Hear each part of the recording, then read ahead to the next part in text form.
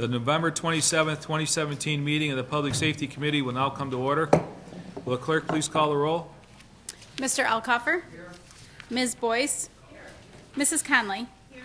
Mr. Delahanty? Here. Ms. Harris? Chairman Michike? Here. Mr. Morelli? Here. Mr. Shepard? Here. Mr. Terp? Here. Is there anyone signed up for public forum? Yes, there is two. When I call your name, please come forward to the podium. You'll have 2 minutes in which to address the committee. Please conclude when the buzzer sounds. Thank you. Our two speakers this evening are Robert Kehoe and Ed Ramsberger.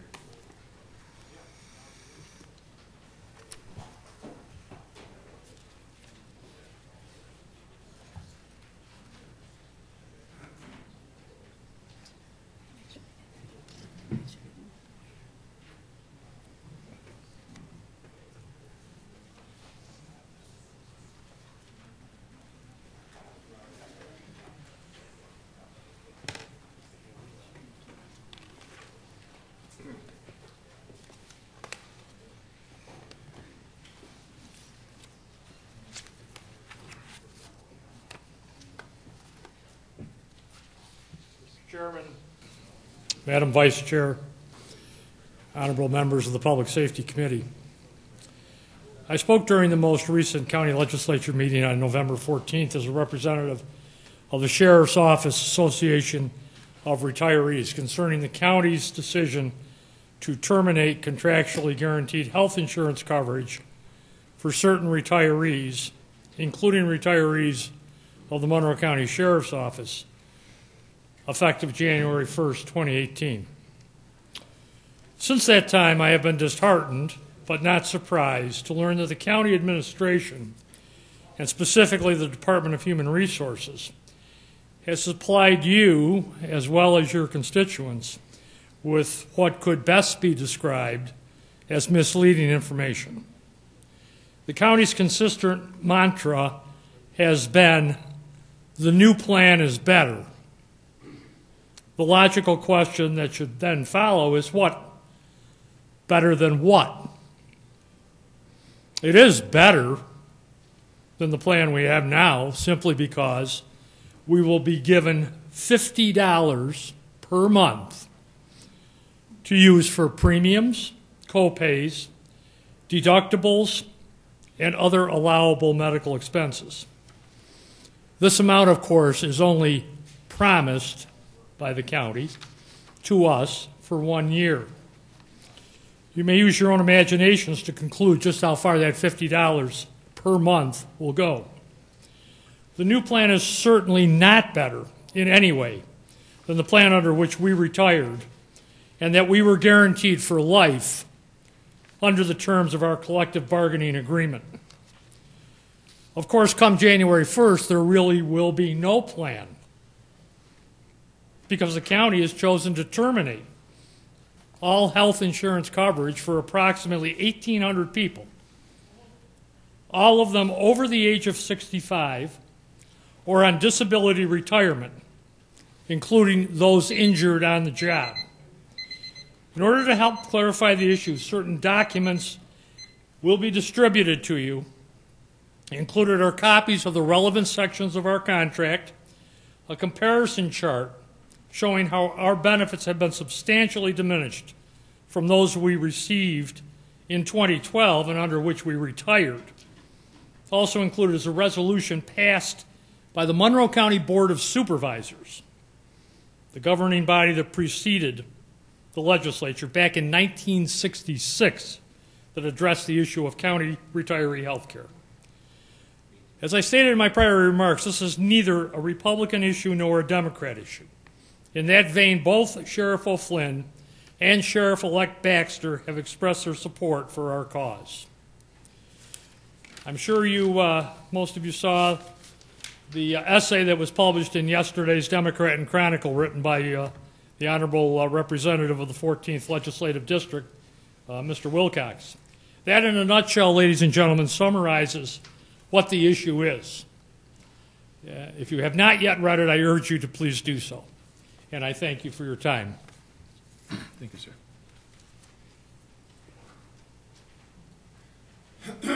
Good evening. Mr. Chair, Madam Vice Chair, thank you for letting us come here. Members of the Public Safety Committee. A bit of business, first of all, is I was a deputy for 31 years, headquarters office and the road patrol. Been honored in this establishment many times with your proclamations and other nice pieces of paper that let some of us believe that you were behind us. Unfortunately, I've returned those all to your individuals. But I went on the minutes of the Public Safety Committee, and I didn't find any mention in the last 4 months of this new process of our retiree health benefits being discussed, because it affects so many from the public safety arena, first responders. And I've only been through 2 months of the minutes of the entire legislature, but it's a little wordy, so bear with me. But again, I see nothing where you folks talked it over. So, a little bit of a story. I was very, very fortunate and blessed to be associated with 2 groups. One was the Sheriff's Tactical Accident Reduction Unit, the STAR unit for 8 years, under the command of Lieutenant Keogh. And over the years, we investigated over 100 fatals, 3 homicides, a number of serious assaults. And as a prior trained draftsman, when I came out of college, we made scale drawings we put back up on a chalkboard for the juries and things like that. Well, also death notifies. And as a matter of fact, there were several members of this body that rode with us at night to see what it was like. I would think that you could still do that. Having been gone for 15 years, I'm not sure, but I'm sure the commander can set that up to see what it's like, because death notifies are not fun. After that, I took all of that road experience and went into community services, and we started educational programs to stop the kids, because for the first 6 or 7 years, we were investigating one fatal after another, sometimes 3 in a weekend with teenagers. And you could have gone to area high schools back then and see display cases with all kinds of memorials. What stopped that was the enforcement end and the educational wing from the community services unit, both of which have been diminished because the road patrol and the jail had to be replenished because so many people retired. So think about that. Just one little aspect. And we'll be back to speak with you again, and thank you very much. Sorry to go over. Thank you. Thank you, gentlemen. Is there anyone present who is not signed up to speak who would like to address this committee at this time? Seeing none, I would like to introduce Robert Franklin, the Chief Financial Officer of the Monroe County, who is here to present the 2018 proposed Monroe County budget as it pertains to the Public Safety Committee. We'll have a question and answer period following that presentation.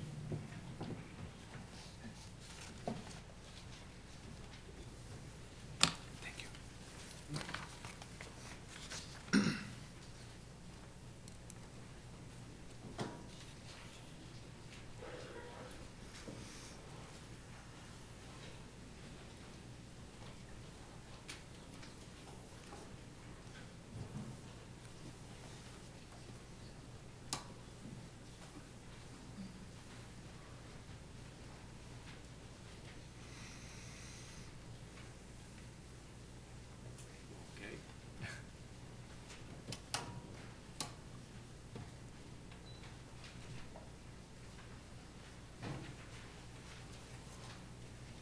All right, you got me on this one.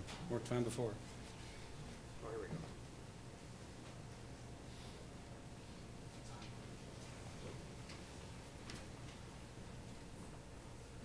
There it comes. Thanks, sorry.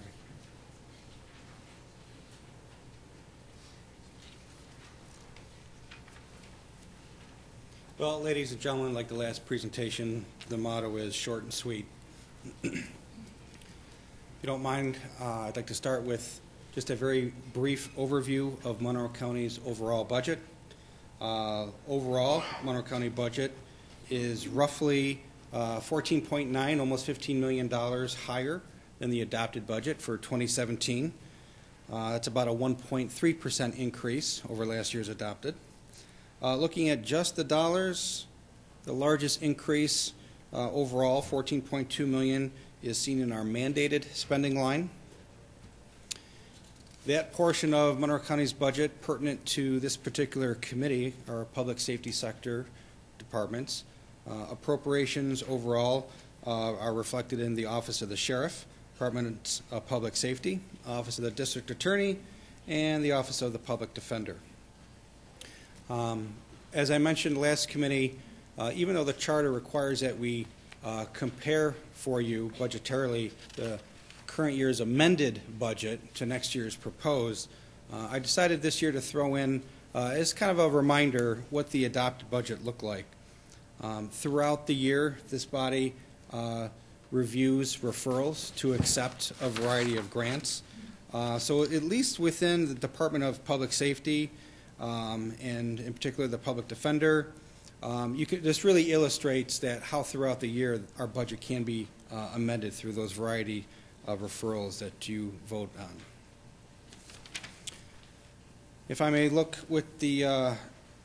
more closer at the Office of the Sheriff, as you get into the meat of the budget, you'll see changes in a variety of appropriations. Within the Office of the Sheriff, just over $70 million of their appropriations are related to personnel services. A number of union contracts, particularly in the Office of the Sheriff, the command, the road patrol, they have like 4 different unions. A number of those contracts had been settled very late 2016 and early 2017. So late in 16 that the financial impact of a contract settlement could not be accounted for in 2017 budget. So when you look at 2018, you got to look a little closer. The 2018 overall would account for 2 years' worth of pay increases because of the salary schedule adjustments as opposed to just 1 year. However, when you look into the budget, you're going to see overall the office budget for salaries is actually down a little bit. So we've talked about this in the past. I'm just going to reiterate it for you because I know there's going to be questions. Those variety of contract settlements, I think right now it's just the court security and the jailer contract that are yet to be settled. But especially with road patrol, even though those contract settlements came with salary adjustments, it also came with changes to benefits, and a number of deputies chose to retire. So you will recall conversations about retirements at the end of 16 and into 17. Now, what does that mean from 2018 budget? Even though it reflects 2 years' worth of salary adjustments, it's also going to reflect a number of deputy positions that are now coming in at step A versus the retiring deputies who are leaving at step E. So it's a very dramatic increase on the personnel appropriations. In the other areas of the sheriff's budget, a number of appropriations are increasing, and you can see overall both the gross and net county support is increasing for the Office of Sheriff. There's 1,000 things driving this, but I'm going to hit a couple major items. First and foremost, the cost of inmate medical care. That contract was just RFP'd. I can't remember if a referral was introduced in November for December action, or it might be a December intro. But it's a contract with a new inmate medical provider. The cost of that contract is $2 million more than what it was in 17. So that's $2 million of higher appropriations. In addition to the salary changes in those contract settlements, there's also a number of employee benefit changes. The largest driver of the increase in employee benefits is our medical cost. We've only been self-insured since 2014. That's not a long track record to be looking at trends in healthcare. Early on, we were trending like 4 or 5% increases, but now we're seeing trends more like 8%, 9%. Not the double digits you see in the private sector, but still more than the cost increase has been in the first couple years. On the revenue side of the sheriff's budget, it's important to note that reimbursement for federal inmates, we house some federal inmates at our jail. Revenue from the federal government is anticipated to go down about $875,000. And really, that's just because the federal government is contracting with Orleans County, Wayne County, Genesee. Those counties have offered to do the transport and as long as the federal government doesn't have to pay for the transport, they're willing to spread the wealth around a greater area.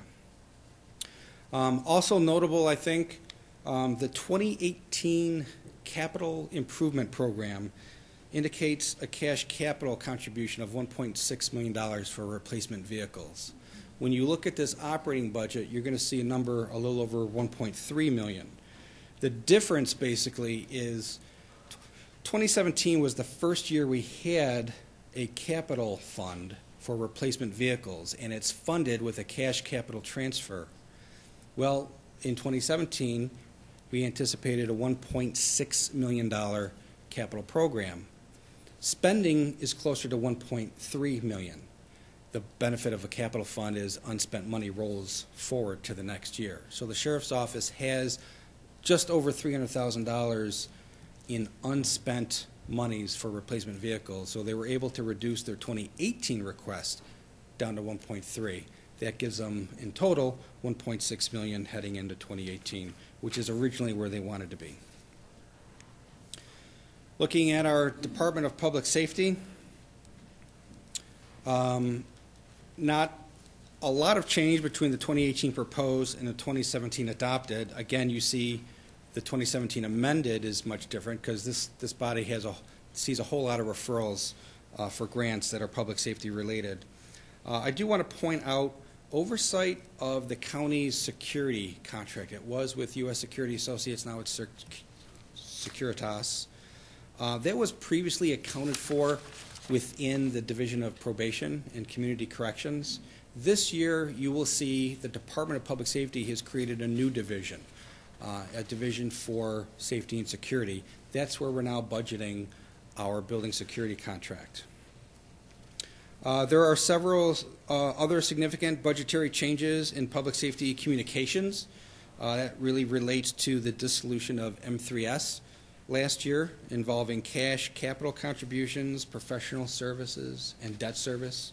I will say those were all anticipated at the time we were going through the dissolution process. You will probably also notice additional revenues related to 911 surcharge. You may recall this body voted on a referral. We had to repeal the old 911 surcharge for wireless devices so that we can follow the state's law and provide a wireless surcharge on those prepaid cell phone cards. All in all, we're anticipating that should add about $500,000 in revenue compared to 2016 actuals. Just very quickly, looking at our Office of the District Attorney, the District Attorney's Office, they have a few referrals that bring through forfeiture, the crimes against revenue grants. Their 2018 proposed budget is much more in line with the 2017 adopted. Obviously, gross appropriations and the net county support is just slightly higher. Very labor-intensive office. Over 85% of their budget appropriations consists of personal services and employee benefits. And really the same thing with our Office of the Public Defender. The Public Defender, we bring forward a referral each year from the Office of Indigent Legal Services, which amends the current year budget. That's why you will see a big swing between the amended and the 2018 proposed. And again, just like the DA's office, very labor intensive. Again, over 85% of their budget appropriations are personnel services and employee benefits. So, Mr. Chair, with that, I can go back to the table and entertain questions. Thank you, Mr. Franklin. I'll now open the floor to any committee members who have questions regarding the public safety portion of the budget. Legislator. Chair, Mr. Chair, I really appreciate all the efforts that's put forward to the budget on behalf of the public safety. I just have a few questions. Starting on page 271, see that expenses are dropping from 1.3 million or 13.6%, and then the state aid is also dropping 1.2 million. What's going on with those unreported grants?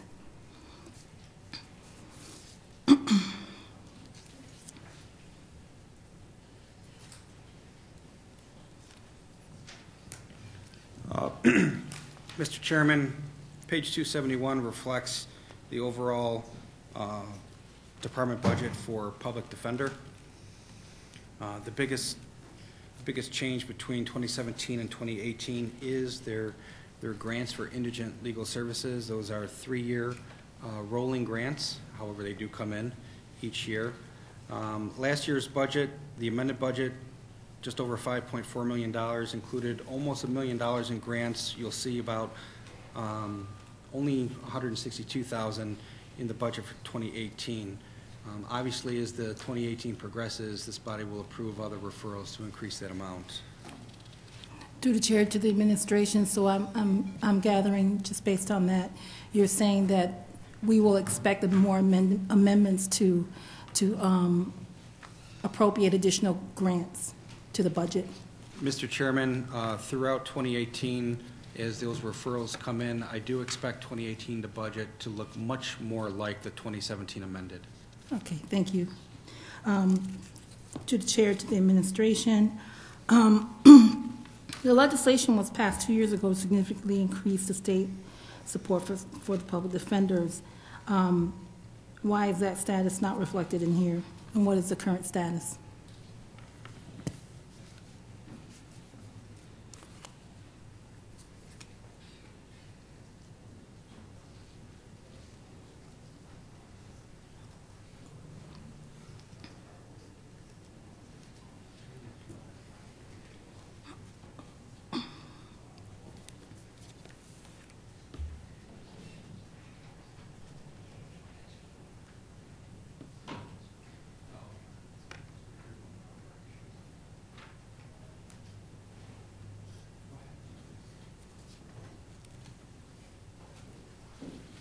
Through the chair, I believe the legislator is referring to the recent state legislation that calls for enhanced resources to public defense offices.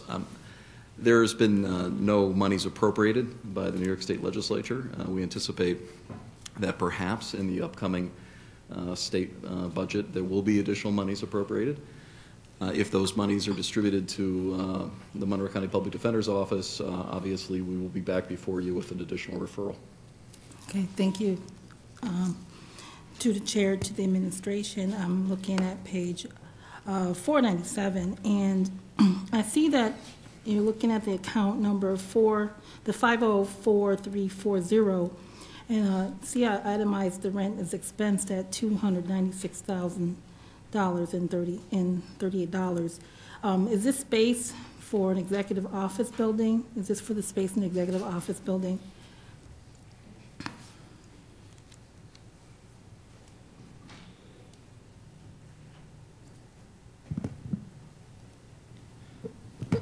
Mr. Chair, that is correct. That is currently where the lease is held for the Public Defender's Office. Okay. And just curious as to, there's a lot of space, unused space at the Wegmans building. Can you, to the chair, to the administration, can you explain why don't we consider moving some of the departments like public defender to City Place or to Wegmans building, since we have quite a bit of unused space?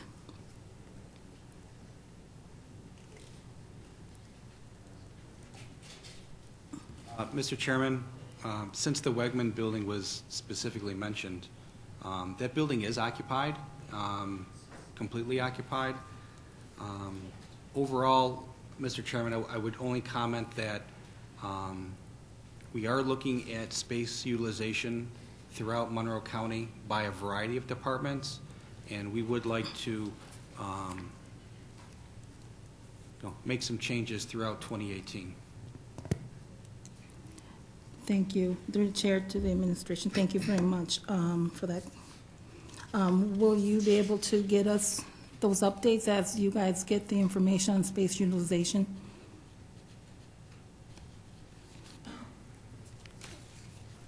Certainly, Mr. Chairman, we can keep this group updated as decisions get made. Thank you. To the administration, I'd like to move on to page 311. We're talking about the state aid. I see that it was dropping from a number of 367,000 or more, a little more than $367,000 to zero. I'd like to know why was that change made? Mr. Chairman, this aid is very much tied to the Indigent Legal Services grant.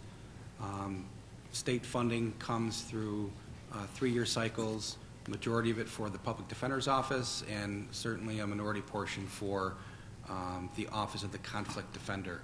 Again, as we go through 2018, referrals will come before this legislature, so I would expect the 2018 amended budget to be much more in line with the 2017 amended budget. Okay. To the administration, to the chair, I also, okay, then that answers my question. Thank you.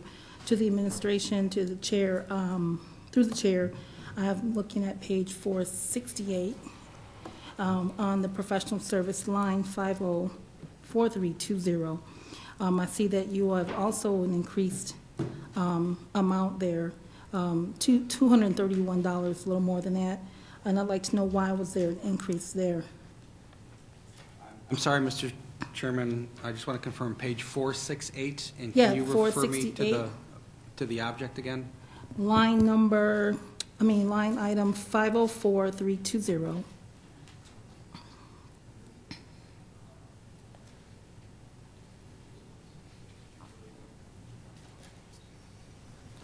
Mr. Chairman, that particular budget line is really attributable to our assigned counsel program. The budget amount for that will fluctuate from year to year, but I think you will find the 2018 budget request to be much more in line with 2016 actuals as opposed to the 2017 amended. Okay, to the chair, to the administration. Okay, that explains that for me. Appreciate it. To the chair, to the administration, I'm looking at page 469, line item 504340, and the amount is $430,000, a little over that. Is this in relation to the Wegmans building? This line item? To the chair, to the administration, I'd like to know what does this rental space represent? Mr. Chairman, the Conflict Defender's Office is located in the Wegman Building at 80 West Main, and that is this budget amount. Thank you for that clarity. To the administration, to the chair, I'm looking at the same page, line item 504335, and that has down 35%. And I'd like to know why is that down from, is down the total amount of $117,000.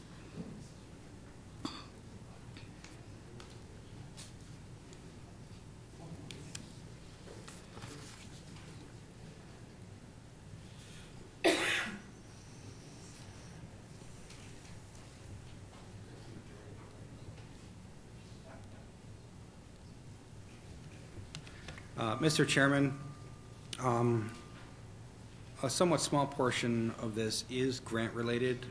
Perhaps $10,000 of the reduction is grant-related, so that will be added back at some point in 2018 with a legislative referral. That is not all of the reduction. Some of this does relate to electronic monitoring of probationers, the ankle bracelet as they're more commonly known. To the chair, to the administration, is there any additional fees that we should expect that will come in 2018 related to these monitoring devices that may be maintenance fees that we would be expecting to see?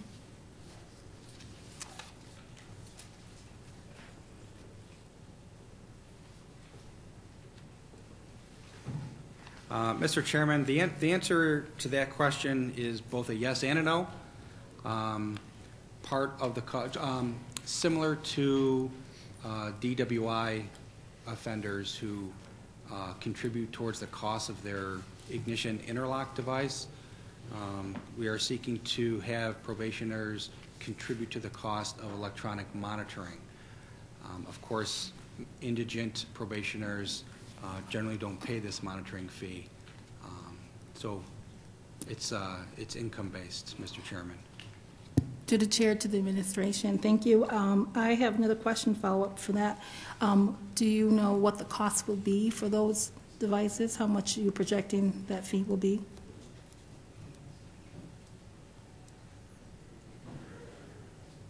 Mr. Chairman, rather than throw out an incorrect number, we'll respond to this group in writing. Thank you. Going on to page 469, to the administration, to the chair, I'm looking at the utilities, which is $44,000. Is this total utility cost for the Wegmans building? Mr. Chairman, can you repeat the page number, please? Page 469, same page that we were on before. Thank you, Mr. Chairman. Just a general comment on utilities, because I think this question is going to come up a lot the rest of this evening and into tomorrow's committees. Across the county's departments, you're going to see declines in the cost of utilities, and that really is reflective of lower utility rates that the county is paying. To the chair, to the administration. Thank you.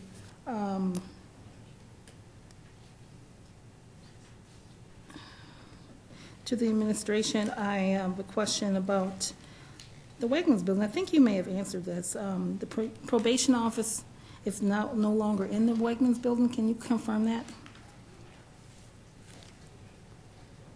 To the chair of the administration. To the chair, Bob Burns from the Department of Public Safety. The probation agency, county employees working for the Office of Probation are not in that building. However, the first 2 floors are a contract agency directly overseen by probation. That's the Pretrial Services Corporation. So to the chair, to the administration, so the utilities, it's under the line of probation. Is why does that carry the cost of the Wegmans building? Why are we, is that why we're paying, because of the contracted services there? To the chair, to the administration.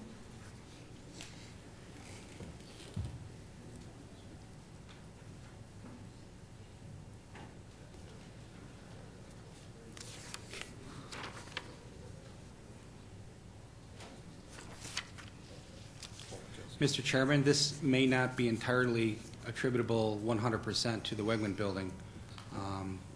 We likely also contribute towards the utility costs at J Street, where several probation officers have their offices. To the administration, to the chair, thank you. I'd like to know how many. Is it, you said several, is it, can you give me a solid number? Mr. Chairman, it's approximately 15 probation officers over at J Street.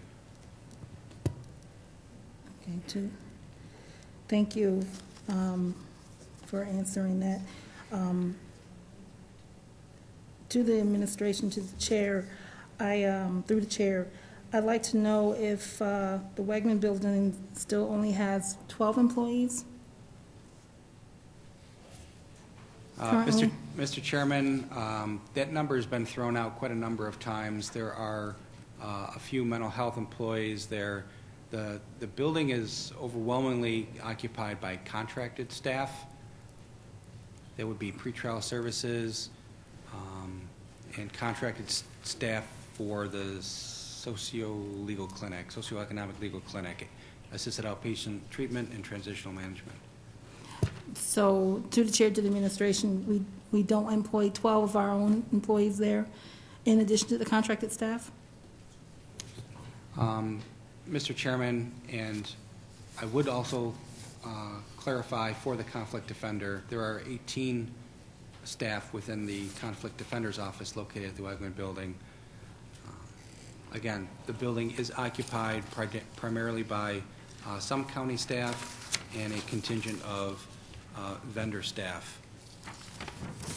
Thank you very much for that clarity. I'd like to go on to page 316, and it's in regards to the Stop DWI fund balance.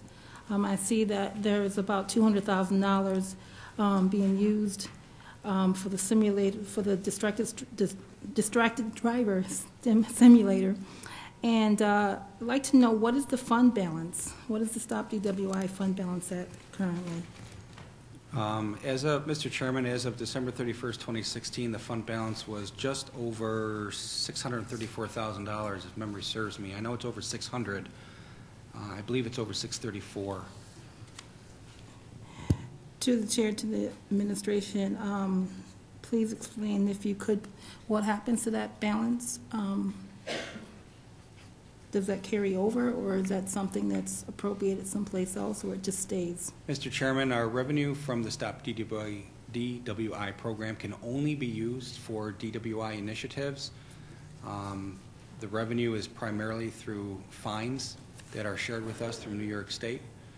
As that fine revenue is collected, it is reflected in our budget as revenue, and in those years in which revenues exceed expenses, the difference falls to Monroe County's fund balance, and we segregate the portion of fund balance specific to DWI in a restricted fund balance reserve. For this year, 2018, the Office of the Sheriff has requested to appropriate $200,000 of that fund balance for a new Stop DWI van. And even though the Sheriff's Office will use that van, this money is all accounted for in the Stop DWI program, which is in the Department of Public Safety. So it's a little bit of a mismatch between this appropriation and who's the user of the equipment, but Mr. Chairman, that's just how the accounting flows. Thank you. To the chair, to the administration, thank you very much for explaining that. I had a question, one follow-up, but I think I've lost it. I'll come back to it.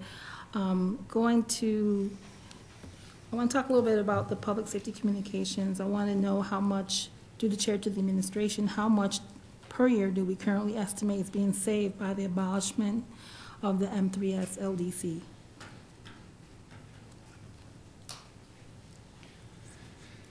Mr. Chairman, since the question is about what are we estimating on an annual basis going forward, I have to use an estimate based on the average annual savings. When M3S was dissolved in early 2017, we had an estimate of M3S's budgeted expenses going out to the year 2029. And we had our contractual payments scheduled out through 2029. And just comparing what we would have had to pay M3S in our operating budget as a contracted service versus what we will save through reduced debt service and through the elimination of duplicative overhead costs such as auditing fees, banking fees, and a number of other administrative fees.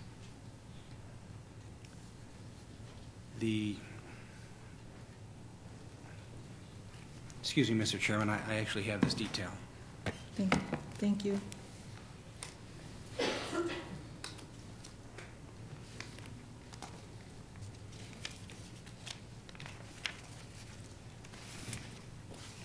Mr.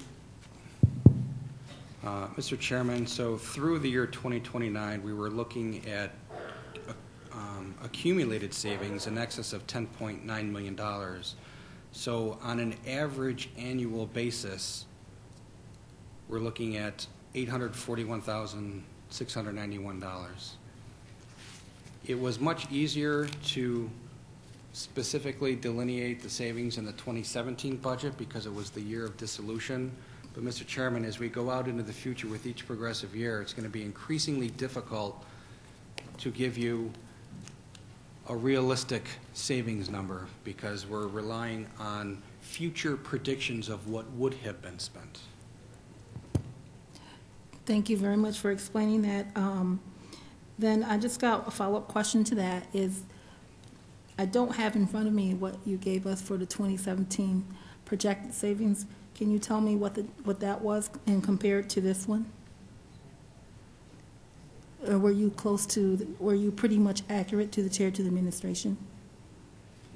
Mr. Chairman, I'm not sure I understand the question. Can you rephrase that, please? So when you dissolved the LDCs, this particular LDC to the chair to the administration, you gave a prediction, or you pretty much had an idea of how much we would save. It was predicted how much we would save. What number was that compared to the number that you just gave now? Mr. Chairman, those were the same numbers. It's just over $10.9 million through 2029. Okay. Thank you to the chair to the administration. Going on to page 319, the average number of days required to repair radios and pagers, that has pretty much doubled based on the numbers you have in this report. Can you explain why?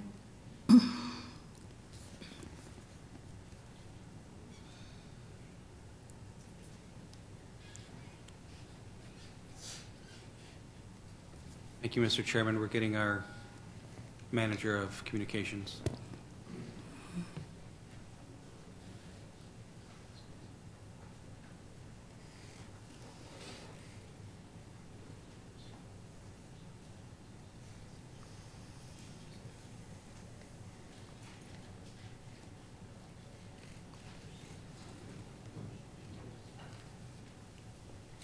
Mr. Chairman, now that we have the appropriate manager at the table, can I ask that the question be repeated? Yeah, to the administration, through the chair, I'm looking at the average number of days required for the repair of radios, pagers, et cetera.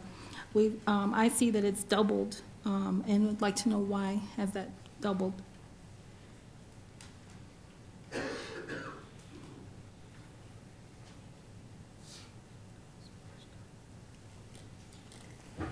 Through the chair, Bob Burns again. A few things happened during the year to potentially alter that measurement. A position was vacant, which has now been filled.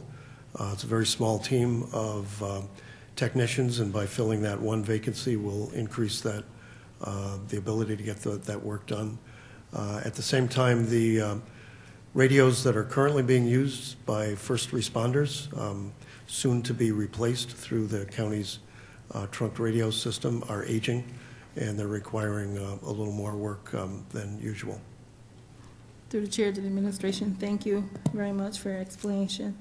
I'd like to ask another question and relates actually more in line with 911 communications. I see that there's a drop in calls, 911 calls received based on your projections, drop of 42,000. And I'd like to know why is there a decrease? Why you're expecting a decrease in 2018 due to chair to the administration?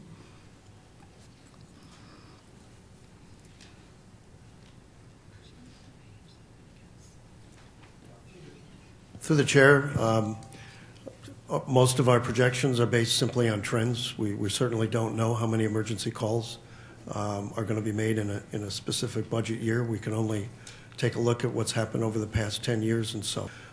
In addition, our 911 center is now using a new software protocol. The acronym is ASAP, and that provides a direct link between alarm companies and the 911 center, so that there's no phone call coming to an operator who has to then create a 911, and then a dispatcher sends it out to the police, fire, or EMS. So the new ASAP system is definitely reducing our number of calls. Thank you very much. To the chair to the administration, can you explain what the acronyms, what the letters and acronyms mean? Through the chair, I can get right back to you on that. We've been referring to it only as ASAP. But, okay. Yeah, EMS and public safety use tons of acronyms I can understand. To the administration, to the chair, the trends that you're looking at, was that over, you said, just to clarity, you said over a period of 10 years to the chair of the administration? Through the chair, I estimated that. We work very closely with the director at the 911 center on these measurements, so that he uses what's going on, taking into consideration ASAP and things of that nature, and the trends over the years as far as the number of police calls, fire calls and EMS calls. Thank you very much. To the administration, thanks for that. I have, I think, a final couple questions here. On page 477, I'm looking at the unified court system. Due to chair to the administration, a C-space rental in 2018 will be a little more than $2 million, like $2.7 million. Is this all for the appellate division on East Avenue?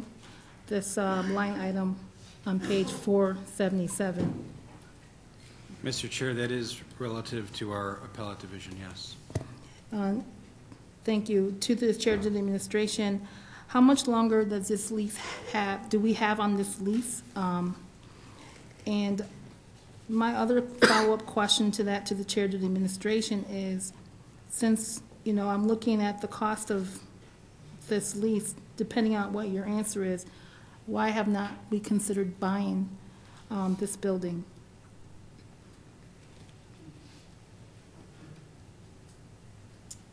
Mr. Chairman, we do have the detail on how much longer this lease runs, and we can provide that before the legislative vote. We don't have that information with us. As to why does Monroe County not purchase the building, I don't have an answer for that tonight, and we will provide a response before the December vote. Thank you. Thank you very much, and I appreciate the opportunity to ask questions sincerely. Certainly, a lot of work has been put in to putting this proposed budget together, and I appreciate the efforts, and thank you once again. Is there any other questions to Legislator Conley? Chairman. Sorry. I have a question for the public defender and the conflict defender. It appears that in April of 2017, the eligibility requirements were significantly broadened to qualify for the public defender and assigned counsel. And I was wondering if you could talk a little bit about how that has impacted the caseload at both of your offices.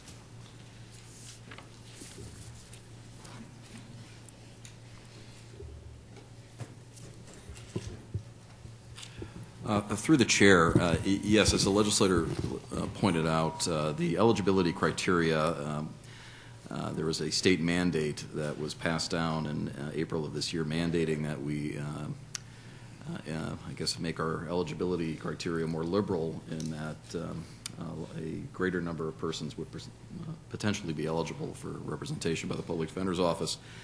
We've anticipated an approximate increase of 10% in our misdemeanor practice and maybe 5% in our felony practice. It's important to note that these new criteria are only applicable to criminal cases.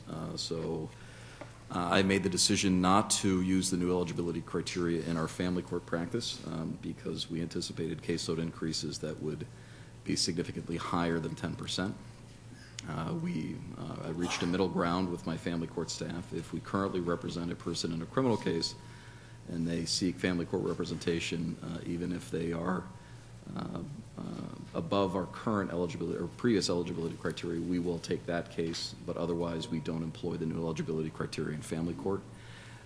So that's the anticipated increase, and that's what we're currently seeing in the increase in caseloads.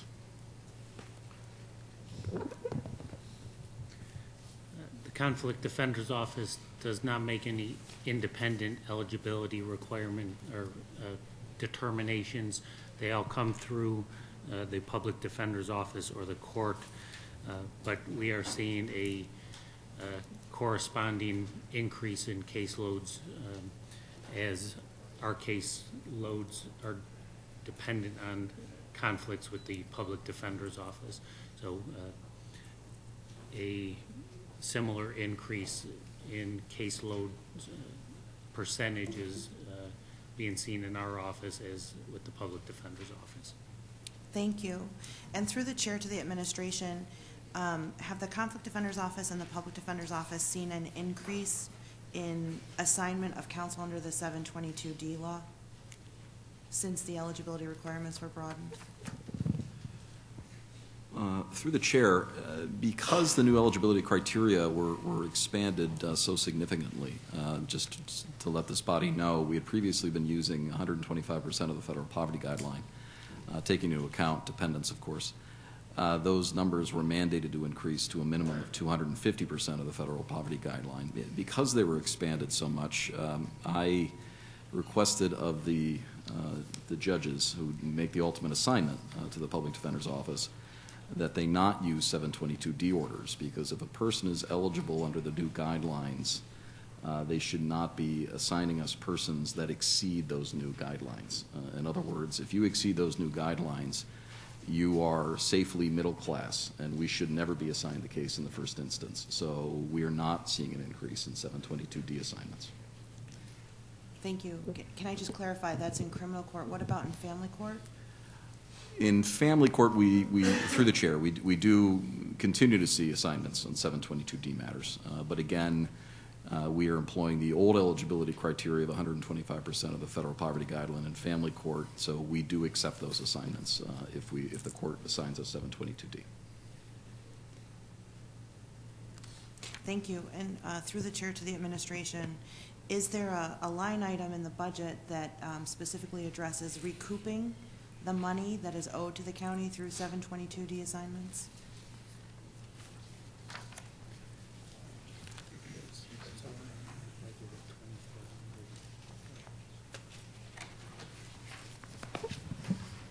Through the chair, yes, you will see it on page 271, I believe, which is the fees line under the revenue section of approximately, $15,000 in the budget. It varies from year to year in how much we collect.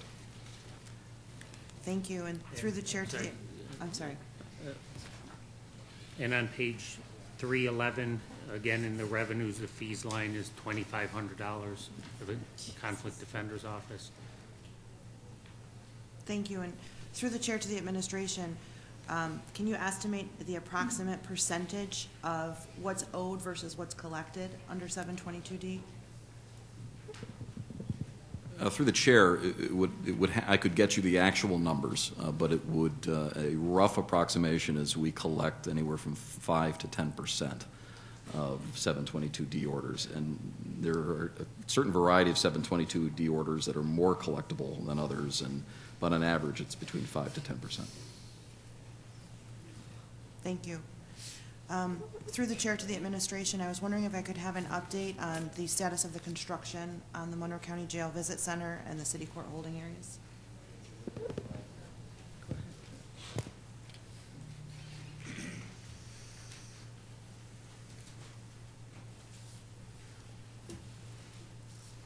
Mr. Chairman, we can provide an update to that question in writing. Thank you.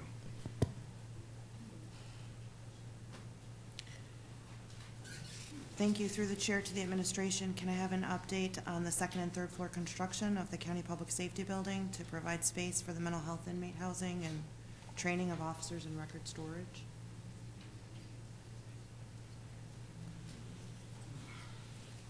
Mr. Chairman, like the previous question, we can provide an update in writing.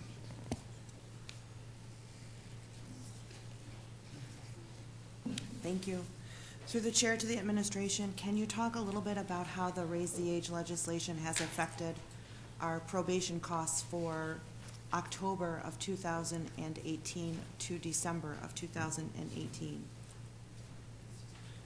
Mr. Chairman, the Office of Probation and Community Corrections has accounted for Raise the Age as of October 2018 in their budget request through the funding of 2 probation officers. We do, however, expect New York State to make good on their promise to reimburse all incremental costs associated with Raise the Age. Thank you. Through the chair to the administration, is there likewise an increase in the budget for placement costs that are likely to result during that 2-month period of time? And would you also expect the state to reimburse for those increased placement costs? Mr. Chairman, those placement costs will likely appear in the budget of the Department of Human Services. At the time of budget preparation, Department of Human Services was not prepared to estimate the cost impact of Raise the Age. When those cost estimates materialize and are better predictable, we can bring a referral to this legislative body to appropriate revenues from New York State to fund appropriations for those increased expenses. Thank you. And through the chair to the administration, is there, will there need to be significant building of juvenile detention facility to house juvenile offenders that were prior treated as juvenile offenders and now will be treated as juvenile delinquents? Mr. Chairman, New York State, OCFS, and DCJS is encouraging a regional approach to managing Raise the Age, including the development of regional detention facilities, secure detention facilities. We are working with our neighboring counties, and as of tonight, we do not have a decision on where that facility should and will reside, nor has a decision been made on the cost burdens associated with an expansion or construction. Thank you. Through the chair to the administration, is it anticipated that Monroe County children will be transported out of county in pre-trial proceedings? Or are you specifically talking about adjudicated juvenile delinquents? Mr. Chairman, the regional facility is for pre-adjudication or adjudicated JDs, JOs, awaiting sentencing and awaiting their placement with a state facility. Mr. Chairman, I have to ask that the first part of that question be repeated. I don't recall specifically what I said, but I think my question was, is it possible that Monroe County children will be transported out of county for pre-trial detention? Mr. Chairman, that is possible. That has not been determined in the 2018 budget request. Thank you. Through the chair to the administration, regarding state remuneration for Raise the Age funding, are we expecting to know in the April budget what the state anticipates giving us, or how is that budget process going to work? Mr. Chairman, it's very difficult to predict what the governor will propose in his budget. I would rather not speculate on such. Thank you.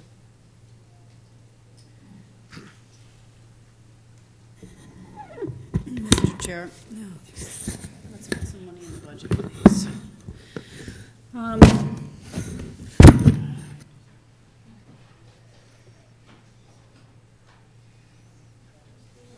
Through the chair, if I could, what are the Fire Bureau's plans to accommodate the increase in the New York State mandated training hours and sessions required for the firefighter one, and strategy to accomplish the new state requirements for the curriculum for the hazardous waste materials?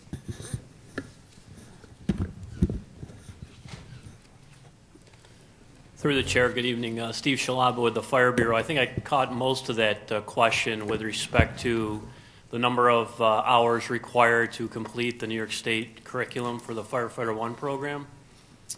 We're looking at a couple of different approaches to being able to accomplish that type of training, given the challenges that presents to the typical volunteer today through family life, a number of time commitments and challenges. One of them is called a blended learning program, where the majority of that training would be accomplished online, essentially, and then separately through some skills evaluations at the academy. This essentially reduces the time requirement for that volunteer from 13 or 14 weeks down to as little as 8 weeks of time. So, that's one approach that we're piloting right now with some pretty good success. Okay. And was there a second part to that? No, Not at this time, not with regards to that. Okay. A few other things with regards to the Fire Bureau. I assume you're the appropriate person, but through the chair, and maybe, well, I'm sure Mr. Franklin will have to look at the budgets, but on page 324, there was a decrease for in approximately $160,000 for supplies and materials. What was that decrease due to? Mr. Chairman, the 2017 amendment budget had just over $150,000 related to a grant that was accepted during the year. Like 2017, I would expect the same grant to come through the legislative body in 2018. Okay. And then I had a question with regards, and it might have been answered already. There's been so many questions asked, but there was a figure with regards under the Stop DWI for transportation costs. Was that with regards to the monitoring? Through the chair.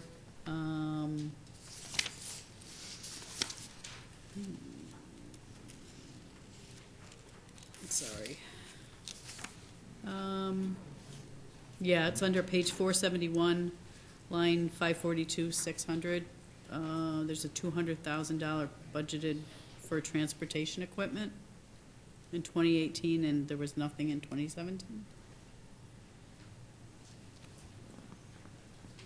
Chairman, this would be the expense associated with appropriating fund balance for the purchase of the Stop DWI van. Oh, okay. Now, you said in your previous, when we had a question with regards to the DWI, you said there was a fund balance of, you said about $634,000. Is that correct? Yes, Mr. Chairman. And so at this time, we believe that the Sheriff's Department is going to want the $200,000 for the Stop DWI van. What would prevent us from taking some of that money with regards to that to increase any overages, overtime for probation officers in the probation department that oversee DWI offenders? Mr. Chairman, I don't pretend to know all the ins and outs of the Stop DWI program, other than to say the DWI revenue we receive through the sharing of fines can only be used for Stop DWI initiatives.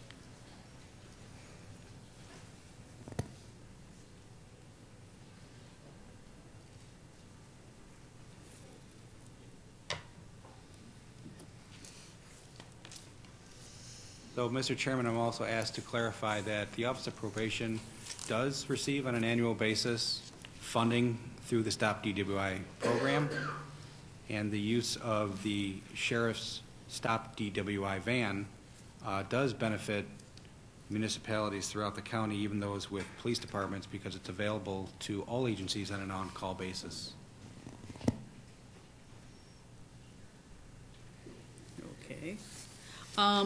Through the chair, with regards to some of the questions that Legislator Connolly asked about raise the age, if I recall correctly, when I was reviewing the new laws in place for that, there was mention that the Sheriff's Department would have to bear some of the administrative duties of that. Where might that be accounted for in the budget? Mr. Chairman, the initial, I'll call them draft regs behind Raise the Age, calls for the housing of youth to be co-managed by the Department of Human Services and the Office of the Sheriff.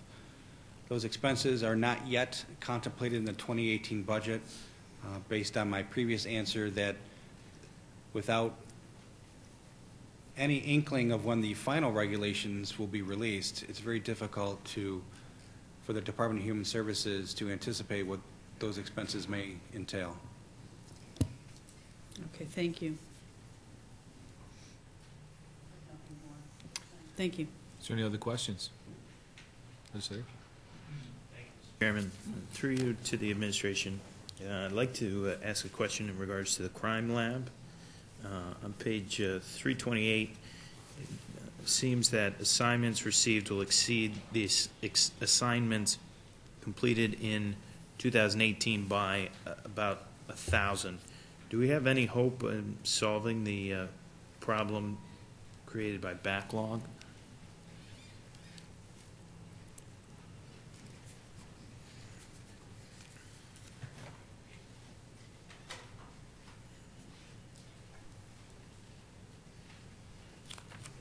Good evening. John Clark from the Crime Lab.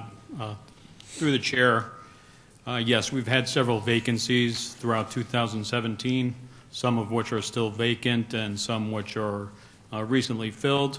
And when we do hire people, it takes some time to get them up and running so that they can conduct casework and then contribute to lowering the backlog.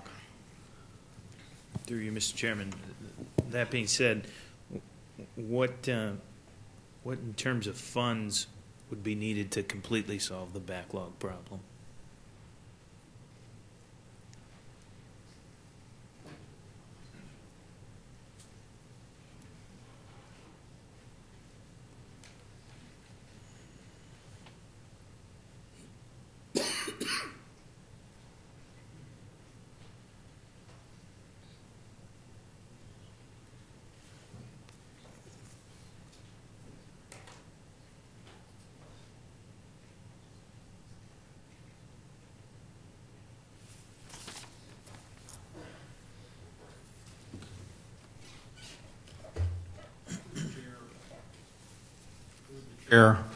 We do have approvals to fill those vacancies, and once all those vacancies are filled and everyone's trained, we do anticipate to start reducing that backlog.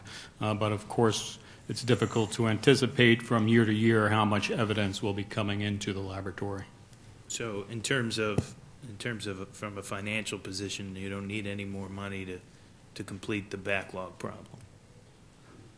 What you have through the chair, with what you've put into the proposed budget is what you would need to solve the problem, basically get you back to cover all backlogged cases.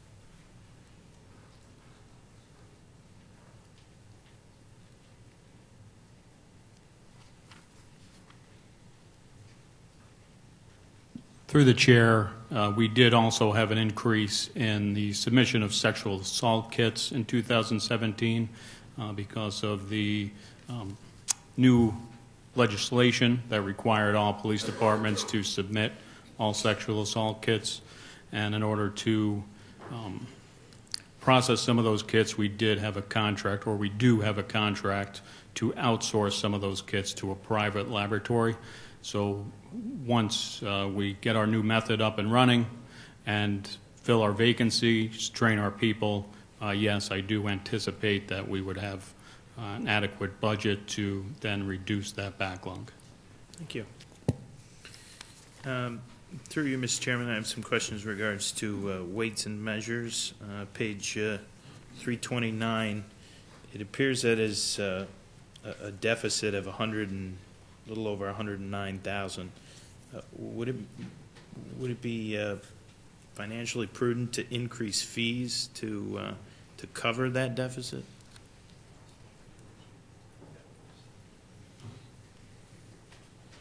Mr. Chairman, almost all of the fees in the Weights and Measures division are set by state statute.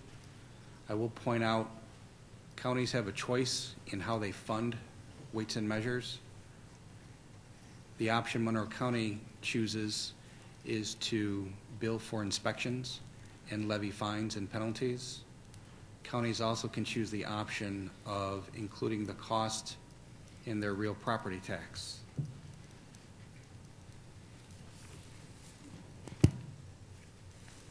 Thank you. Through you, Mr. Chairman, several questions for the District Attorney's Office. Page 373, Personnel Services is dropping $491,000, or a little over 5%.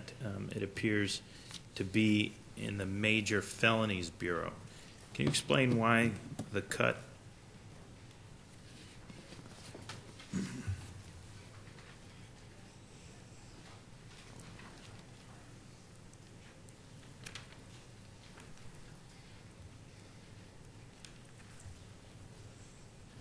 Mr. Chairman, there are several grants that fund ADAs in this budget. The GIVE grant, which I believe was just voted on, I think in September or October, Crimes Against Revenue, and the Aid to Prosecution grant. Again, as we proceed through 2018, we should amend the 2018 budget so that's more in line with 2017 amendment. So then, through you, Mr. Chairman, do you anticipate that we would be terminating staff if we don't receive those grants? Mr. Chairman, those have been long-held annually funded grants. While the budget guy would say yes, the reality is we're going to get these grants again in 2018. Well, Mr. Franklin, we don't account for them. So if we don't account for the grants in the budget, then in that case you assume that we would terminate those staff members if we don't get the grants. Is that correct? Mr. Chairman, the answer is yes. Okay. When grants do not come in, we expect departments to let their staff go. Thank you. Thank you very much. On page 486, account 504320, professional services, has dropped by $68,000 or 29%. Can you explain why that? Page number again, Mr. Chairman? Sure. It is page 486.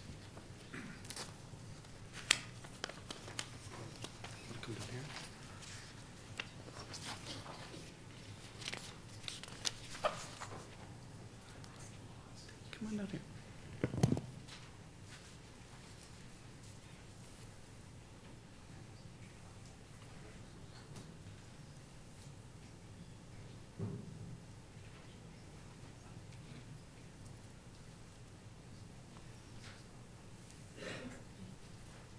Mr. Chairman, the majority of that reduction really is through reclassifying a particular expense. Our subscription to Westlaw has been accounted for in previous budgets as a professional service.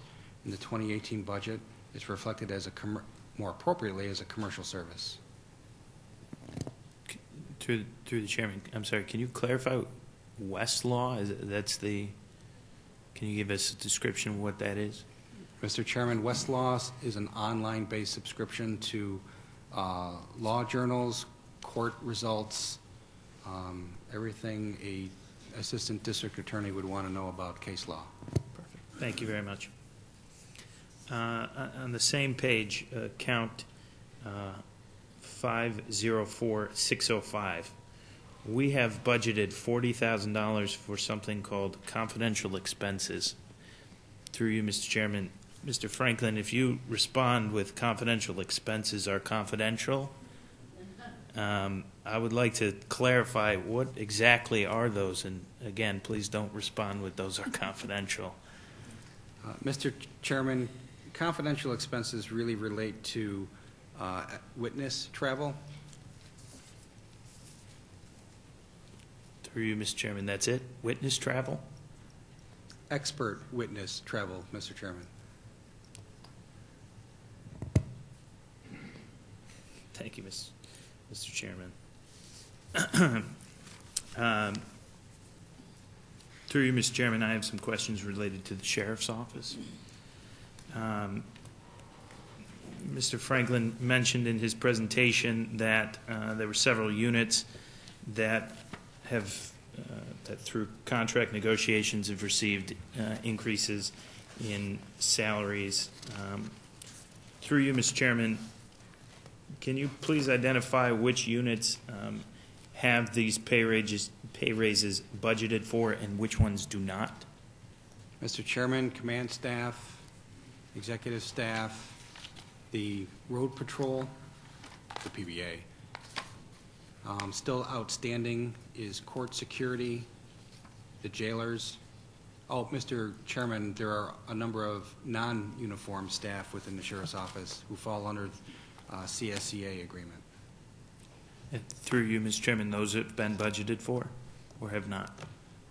Mr. Chairman, the unbudgeted contracts would be the outstanding court security and the jailers. The others are, the other union agreements are accounted for in the 2018 request.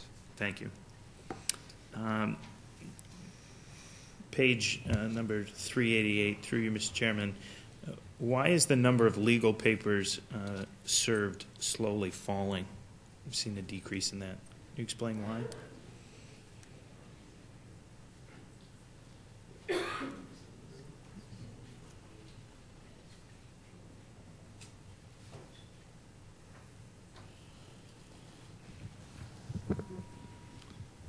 Through the chair, Commander Fowler from the Sheriff's Office.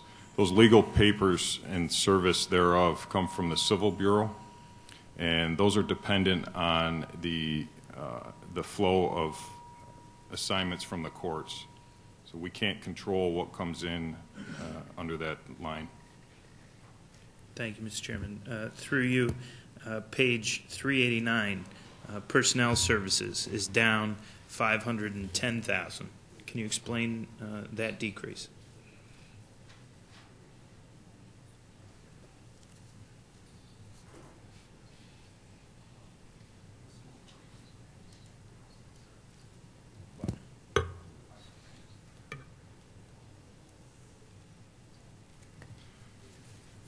Through the chair, approximately 500,000 of that is grant related, and we would expect to see those numbers equal out to 2017.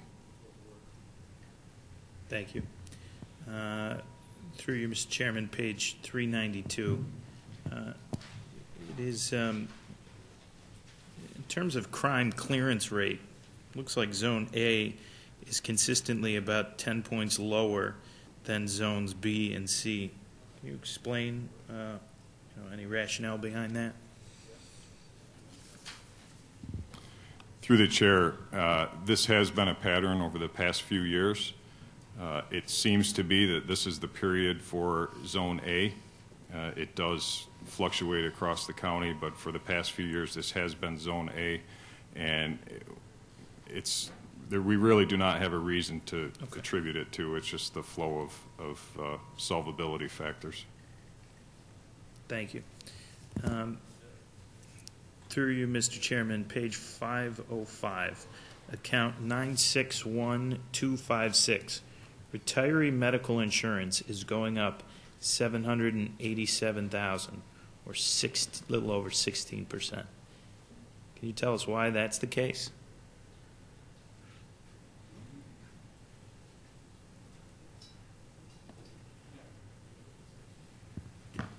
Mr. Chairman, medical retiree insurance increases for those retired deputies who are not yet Medicare eligible. In the past year or so, the Office of the Sheriff has seen a number of retirements, adding to our medical retiree cost. So just to clarify, it's for those retirees who haven't reached age eligibility for Medicare, correct? That's right, Mr. Chairman. Okay. Thank you. Through you, Mr. Chairman, page 507, account 504-300. Medical expense in the jail is increasing by almost 2.3%. Excuse me, almost $2.3 million, or 27%. I think, Mr. Franklin, in your explanation or presentation earlier, you said that you had numbers that were trending higher.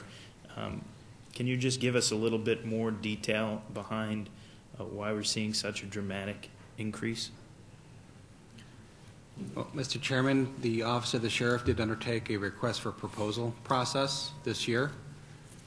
The number of respondents this time around was fewer than the number of respondents 3 years ago. With fewer respondents, we have fewer to choose from. All proposers sought significantly higher rates than this county has seen in the past, frankly, other counties as well. So the best proposal was just over $2 million higher than 2017. Through you, Mr. Chairman, so this is not just something that we're seeing then in Monroe County. We're seeing this across the state in terms of what counties are being hit with.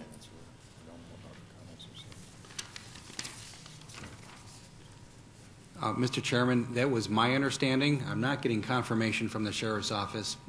We must talk to different people. Sounds good. I want to collaborate stories a little better.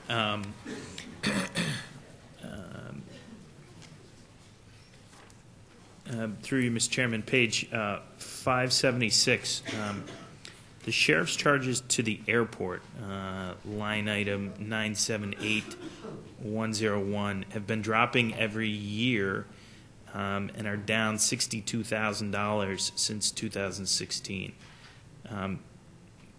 Can you explain the reason for the decrease?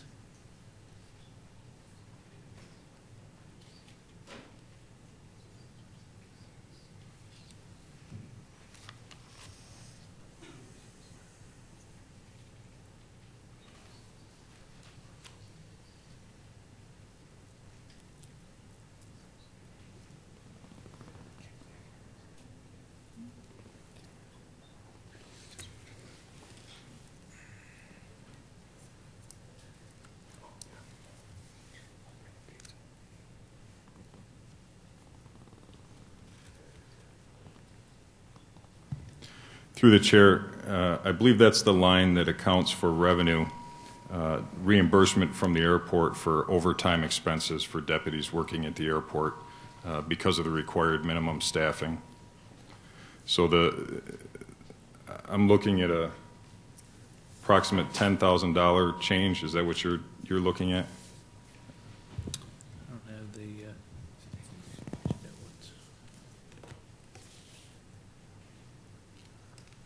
yes, I believe it is.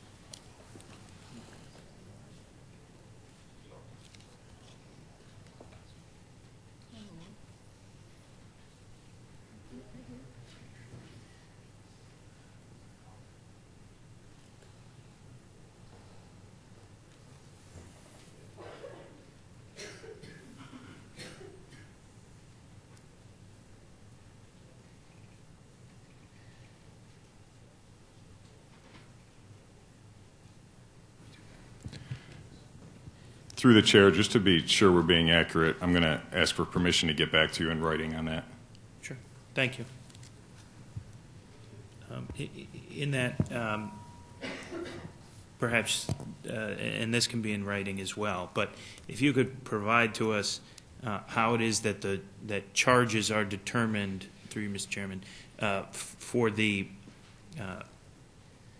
for what is charged by the Sheriff's Department for security that they provide at the airport. Can you provide that now, or like I said, if you need to get back to us in writing, that's... Mr. Chairman, we can't provide that detail. I do want to point out, or let me verify, Mr. Chairman, we are looking at page 506, correct? The Sheriff's charge? 576. So you were looking, 576 is actually the airport page. Correct. I will point, Mr. Chairman, this group, this committee, to page 506. 506 is the appropriations within the Police Bureau, and you can see account 973801, the fee-for-service charge from the sheriff. The 2018 budget amount is $3.147 million, of which $2.9 million is charged to the airport for security unit. We can, Mr. Chairman, respond to this committee with what that number was in prior years. But again, for 2018, it's $2.9 million for the airport security unit. Okay, thank you. If you can get back to us in writing, that would be great. Thank you. Finally, Mr. Chairman, through you, I do have several questions in regards to the Office of Public Integrity. Page 231, what exactly are mandated costs in this department? Mr. Chairman, the majority of these costs are payroll-related, FICA, and employee medical.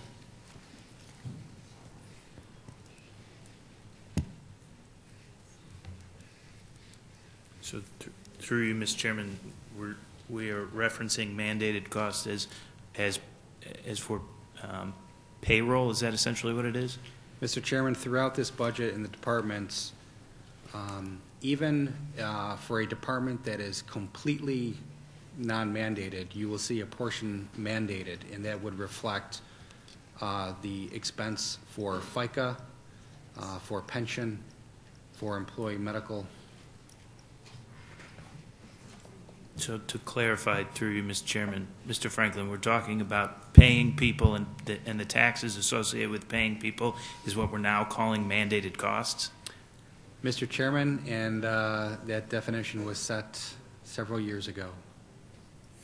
Okay, so even for the Office of Public Integrity, in which this body created, I believe it was last year, which obviously is not mandated by any higher government, we're associating costs and calling them mandated costs, even though our county is not required to have this department.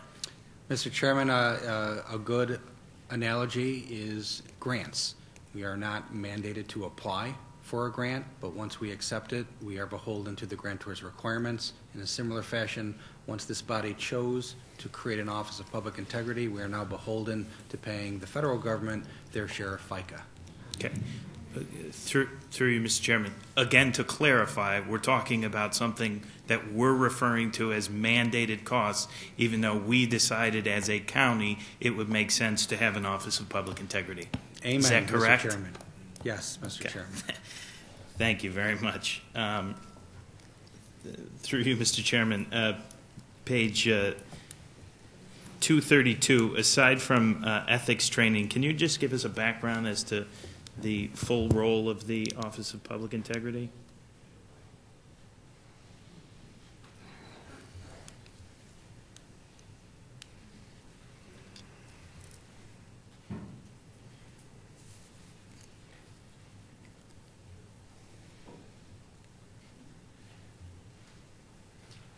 Mr. Chairman, is the question seeking specific tasks performed?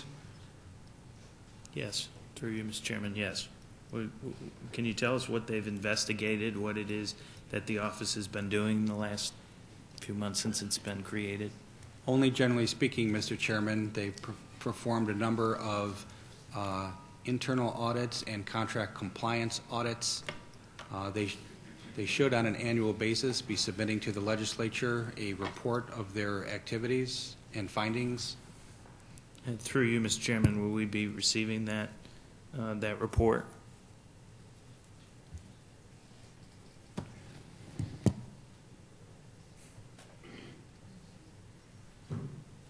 Through you, Mr. Chairman, yes, the Director of the Office of Public Integrity has reached out to the Communications Department and inquired about their assistance in the preparation of the document, and is currently undergoing the compilation of the information contained within. I do not have a projected date where that would be released, but I do believe it would be in the not-too-distant future, probably right after the first of the year. Okay, thank you very much. Through you, Mr. Chairman, page 499, salary increases already by $23,000. Can you explain why the increase in salary?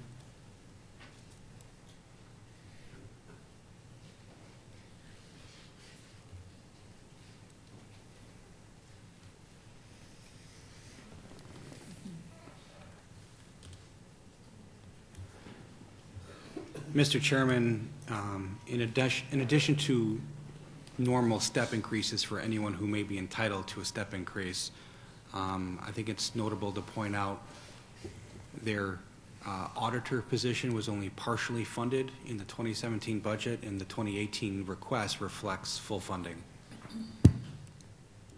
Through you, Mr. Chairman, how many people do we have working in the Office of Public Integrity? How many full-time positions? Mr. Chairman, they have a director, a staff assistant.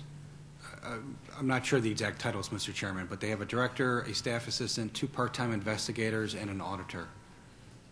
And through you, Mr. Chairman, why is it that we need $60,000 of temporary help noted on page 499?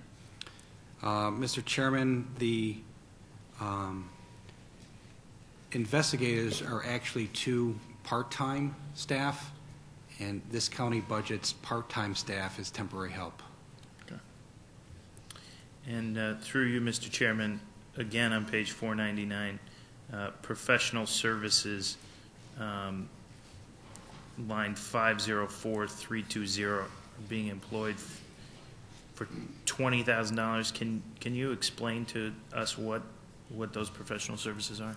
Mr. Chairman, the $20,000 appropriation request is proactive, anticipating potential requests to bring in outside legal assistance or perhaps outside forensic auditing assistance. So through you, Mr. Chairman, that would be outside of the county law department? So we're not talking about the county law department helping out on that? That is correct, Mr. Chairman. Okay. Through you, Mr. Chairman, would those be specialized services that the county law department can't provide? Mr. Chairman, with respect to the auditing services, yes. With respect to the legal services, I would have to respond in writing prior to the budget vote when I can confer with public integrity. That would be great. Thank you very much. Thank you, Mr. Chairman. Just one question, a follow-up question with regards to the question that was asked with regards to the Sheriff's Department's patrol at the airport. Of the monies that were charged back, how much of that is covered by federal aid?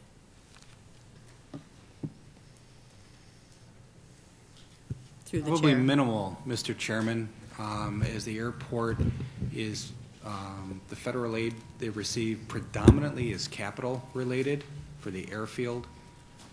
So the majority of the airport's costs are covered by the airlines through the rates and charges, through concession agreements and parking.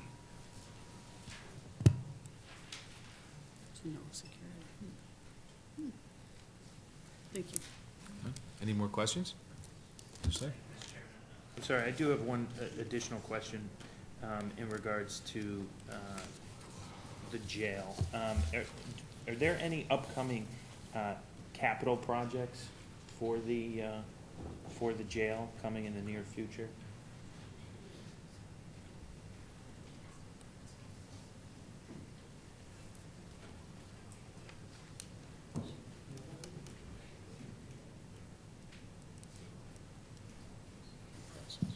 Mr. Chairman, none of us really brought the 2018 CIP, but we can respond to that and give a heads up of what might be appearing in the 2019 CIP if it remains secret. Thank you. Great, thank you.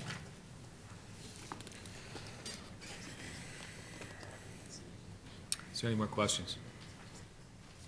Okay.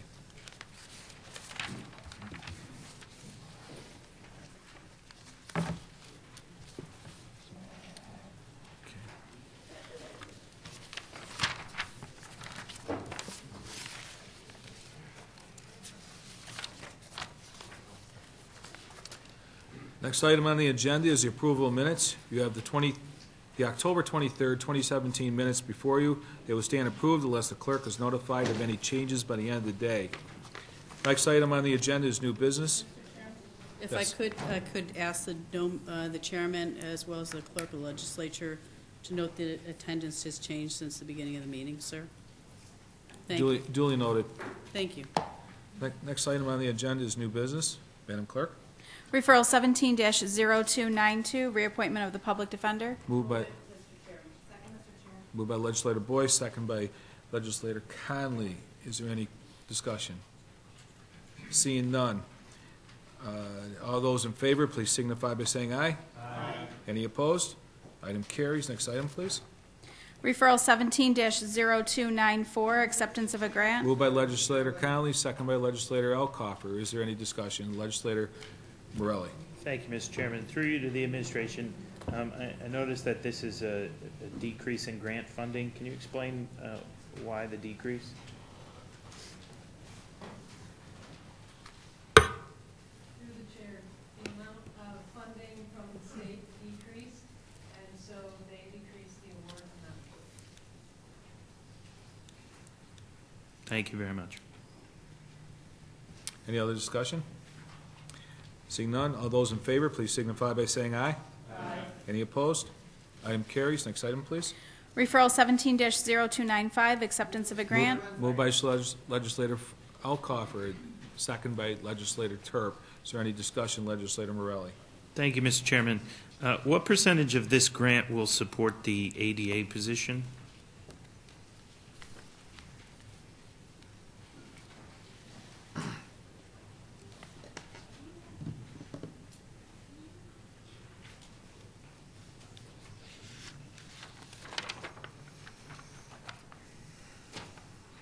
Through the chair, the grant supports 90% of the cost of an assistant district attorney, including fringe benefits, and there's also a small portion set aside for training and travel. Thank you very much. Through you, Mr. Chairman, why the decrease in funding for 2018?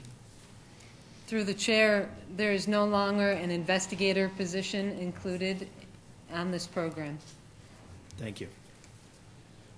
Is there any other discussion? Seeing none, the next, all those in favor, please signify by saying aye. Aye. Any opposed? Item carries. Next item, please.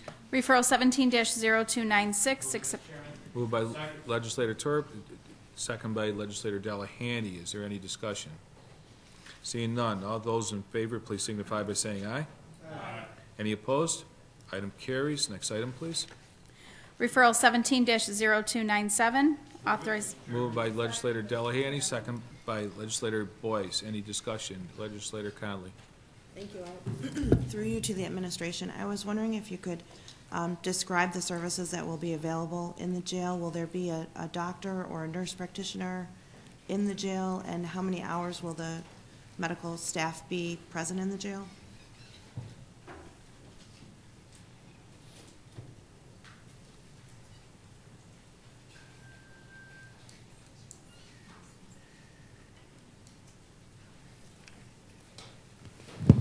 Through the chair, it's Ed Igneri from the Sheriff's Office.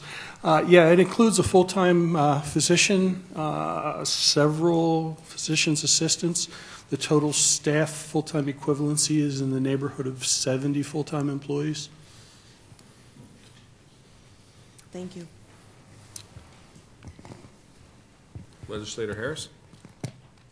Through the chair to the administration, has the county ever considered having these service provided by the New York State Department of Corrections?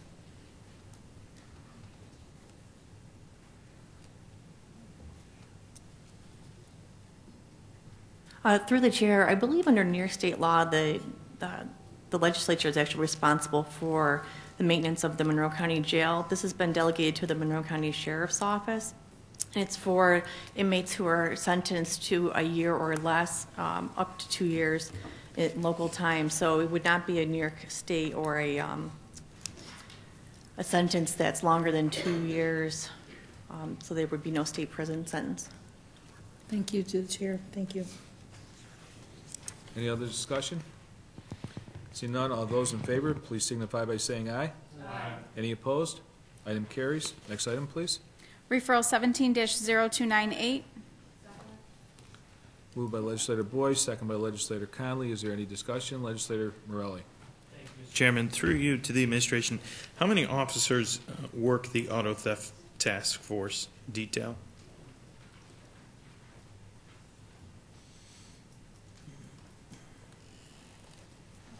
Through the chair, Jennifer Curley from the Sheriff's Office. It's not based on numbers, it's based on details, so it's available to any deputy or investigator in the Sheriff's Office. Thank you. Through you to the administration, what type of travel does the task force incur? Through the chair, it's regional meetings with the state, and there's one statewide meeting that we're required to send at least one person to. Thank you. And through you, Mr. Chairman, is it possible for the Sheriff's Department to provide data reflecting the success of this program over the last 15 years? Through the chair, yes I can, but what data do you want? Whatever like what specifically? Stolen vehicles, larcenies from vehicles, recovered vehicles, the amount of the money recovered from vehicles. For 10 years, that's a lot of data. Well, I'll tell you what, why don't you put it in writing and then you can provide all of it if that works for you. Through the chair, okay. Thank you. Any other discussion? Seeing none, all those in favor, please signify by saying aye. Aye. Any opposed? Item carries. Next item, please. Referral 17-0299. Moved by Legislator Boyce, second by Legislator Elkoffer. Legislator Boyce. Yeah. Yes, through the chair, could you tell me, does the county currently have this FTO software program?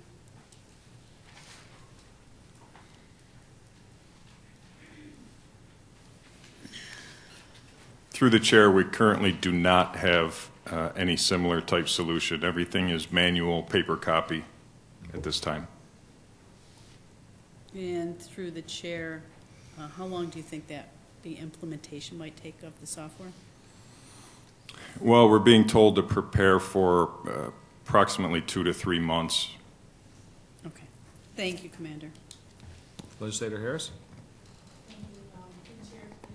And were there any other responses to this RFP, and if so, who responded? Through the chair, there were 3 respondents. Off memory, I can only remember the second being LexisNexis. The third company, I can't recall their name off the top of my head. I don't have the proposals with me.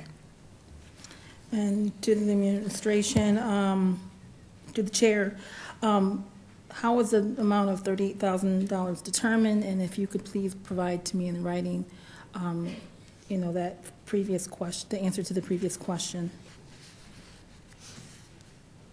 Through the chair, the invoice is determined based upon the number of employees that would be participating in the program. Since the Sheriff's Office employs approximately 1,000 that would be participating, that determined our cost. To the chair, to the administration, thank you very much for that response. Will there be any additional maintenance costs or fees associated with upgrades in the future? Chair, there will be annual maintenance costs, and those are going to be budgeted for in subsequent budgets. As far as upgrade costs, I couldn't forecast that at this time. Thank you. Any other discussion? Seeing none. All those in favor, please signify by saying aye. Aye. Any opposed? Item carries. Next item, please. Referral 17-0300. Moved by legislator Alcoffer, second by legislator Turp. Legislator Harris. Thank you very much to the chair, to the administration.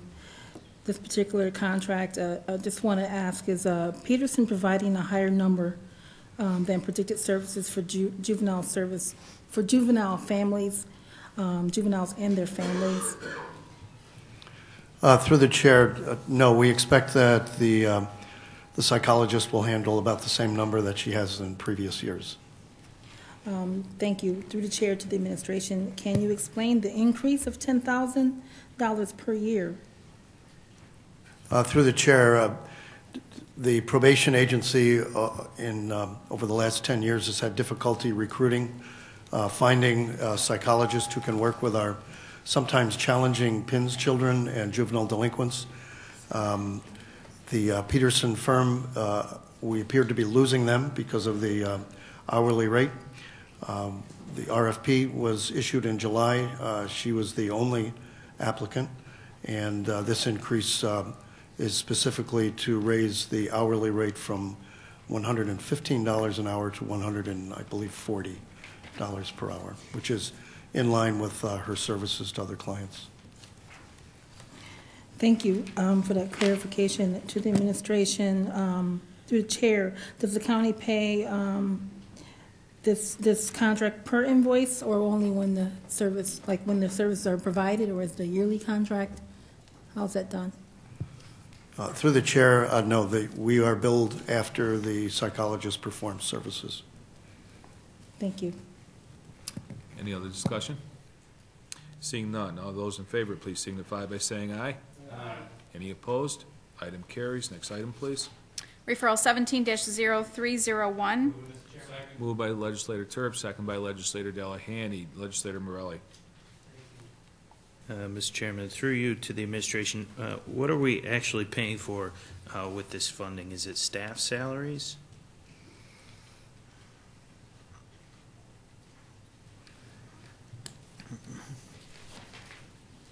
Through the chair, the grant pays for primarily salaries and fringe for our pretrial services contract providers for their two programs, and partial salary and fringe for probation staff who are performing electronic monitoring service.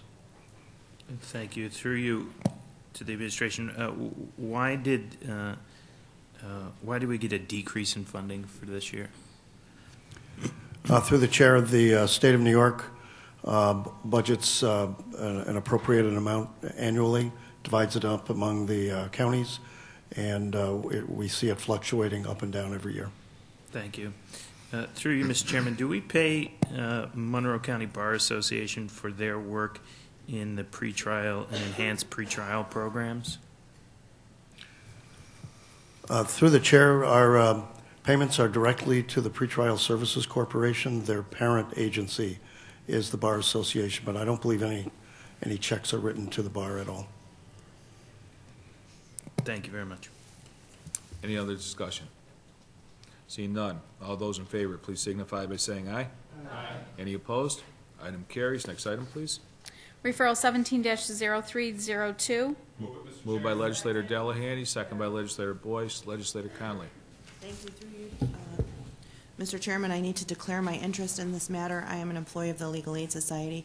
None of my salary is derived from this grant, and I do not benefit financially from this grant, but I need to declare my interest. Thank you. Duly noted. Legislator Harris. Thank you, Mr. Chair, to the chair, through the administration, through the chair. This contract adds up to about $500,000, a little more than $500,000. And what becomes of the balance of this contract, which is $177,000?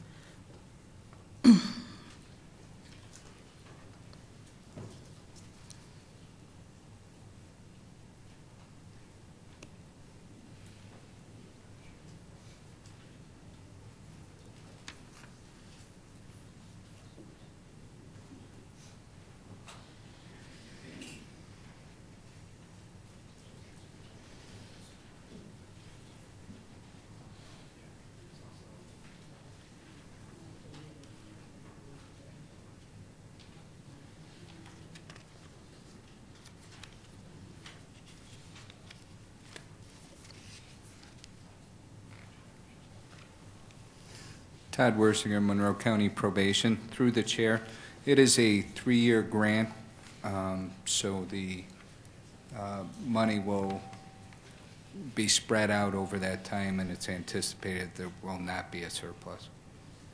Thank you. To the chair, to the administration, has there been an increase of domestic violence incidents in Monroe County in 2017?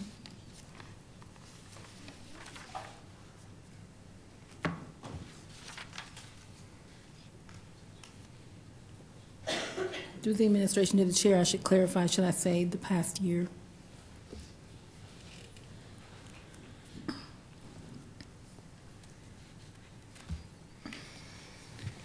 Through the chair, the rate is still very high. However, it's been steady. To the chair, to the administration, are you able to provide those numbers to us?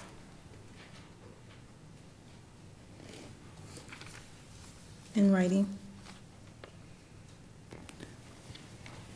Through the chair, what are you seeking? Order of protections, arrests? What type of stats are you looking for? And we can definitely provide those. I would be interested in seeing all the numbers that's related to domestic violence in the county. To the administration, through the chair. Through the chair, we will give you what we have. Thank you. To the administration, to the chair, I also would like to know, what is this award usually used for? Is it used for preventive measures, any counseling, that type of stuff? Could you clarify that for me, please?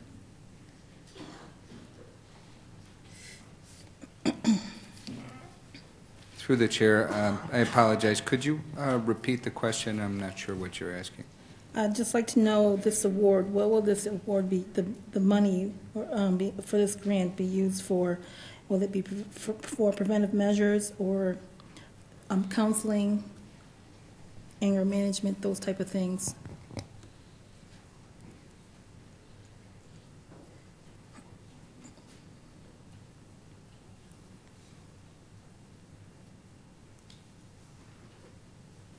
Through the chair, it's a combination of approaches, including prevention, intervention, law enforcement, and supervision of abusers. Thank you. You're welcome. Any other discussion? Seeing none. All those in favor, please signify by saying aye. Aye. Any opposed? Item carries. Next item, please. Referral 17-0303. Moved by legislator Connolly, second by legislator Alcoffer. Legislator Morelli. Thank you, Mr. Chairman. Through you to the administration, what types of equipment are eligible for reimbursement through this grant?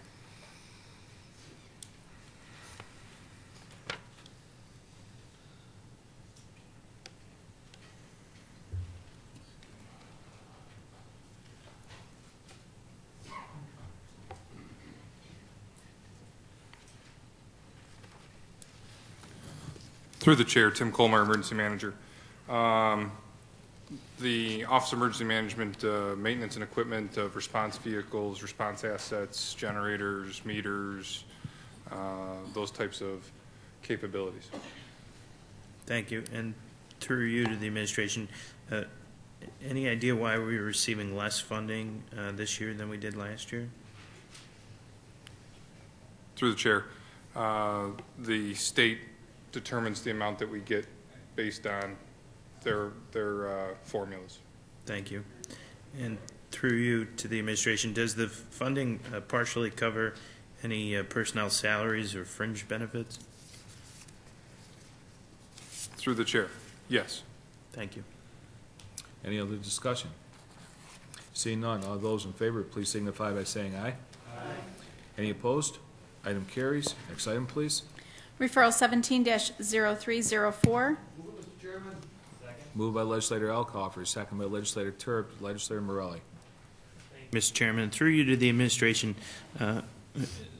same question I asked several times, decrease in the funding, can you explain that? Through the chair, same reason. The state determines the funding that will be available for both this and the SHSP grant. Thank you very much. Legislator.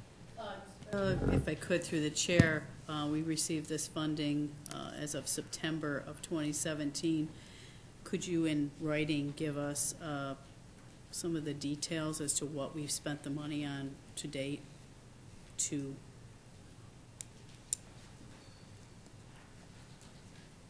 with regards to this? Through the chair, yes. Thank you. Any other discussion? Seeing none, all those in favor, please signify by saying aye. Aye. Any opposed? Item carries. Next item, please. Referral 17-0305. Moved by legislator Terp, second by legislator Delahanty. Is there any discussion? Seeing none, all those in favor, please signify by saying aye. Aye. Any opposed? Item carries. Next item, please. Referral 17-0306. Moved by legislator Delahanty, second by legislator Boyce. Any discussion? Legislator Harris. Thank you, Chair. Mr. Chair, to the administration, to the chair, I'd like to know, I'm just curious, why is Ogden and Fairport not included in this crackdown or this DWI crackdown weekend enforcement? Through the chair, Jenny Verhagen, Public Safety. All agencies were offered it, but Ogden and Fairport decided not to do so. They participate in the actual detail, but they just think being a small agency, the paperwork is too much work for them. Thank you. Thank you. Any other discussion? Seeing none, all those in favor, please signify by saying aye. Aye. Any opposed? Item carries. Next item, please. Referral 17-0307. Moved by legislator Connolly, second by legislator Alcoffer. Legislator Morelli. Thank you, Mr. Chairman. Through you to the administration, is the City of Rochester the only municipality to receive the Victim Impact Panel funding? Through the chair, the Sheriff's Office also receives some, but since they're a county agency, we do not have to do a contract with them. We just do, it just goes in their budget. Thank you very much. And through you, Mr. Chairman, to the administration, is it possible that we can have, there's obviously several municipalities listed here, is it possible that in writing we can get what the total arrests were for each of these municipalities? Through the chair, yes. Thank you. Any other discussion? Seeing none, all those in favor, please signify by saying aye. Aye. Any opposed? Item carries. Next item, please. Referral 17-0308. Moved by legislator Alcoffer, second by legislator Terp. Is there any discussion? Legislator Morelli. Mr. Chairman, through you to the administration, how many years has the county had an agreement with the city for firearm instruction? Through the chair, I've gone back and I found at least 33 years. Thank you very much. And through you, Mr. Chairman, is the city responsible for benefits and pension costs related to instruction? Through the chair, what this does is reimburse for the range officer, so it includes whatever salary or benefits they want to apply it towards. Perfect, thank you. And through you, Mr. Chairman, how often do police officers need to take this training? Through the chair, annually. Thank you. Any other discussion? See none? All those in favor, please signify by saying aye. Aye. Any opposed? Item carries. Next item, please. Referral 17-0309. Moved by legislator Terp, second by legislator Delahanty. Legislator Morelli. Thank you, Mr. Chairman. Through you to the administration, by upgrading these instruments, will our forensic crime lab be able to provide more timely reports?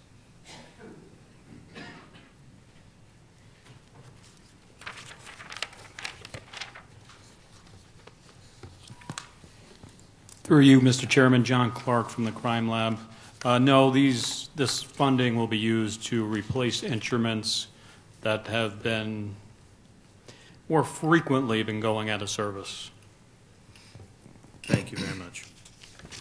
Any other discussion, legislator? Boyce? Yes, through the chair. Can you tell me, Mr. Clark, does the price of the equipment also include maintenance and upkeep?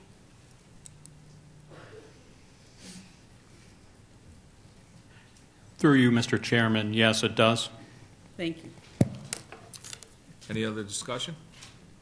Seeing none, all those in favor, please signify by saying aye. Aye. Any opposed?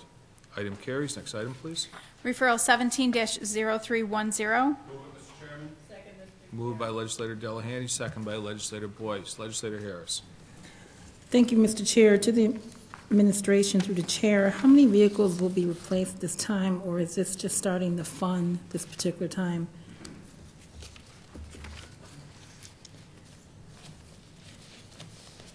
Through the chair, this will establish a capital fund to start doing it, but right now it will only replace one. Thank you. To the administration, to the chair, I just have one final question. Will the Public Safety Communications Office be able to absorb this $40,000 loss?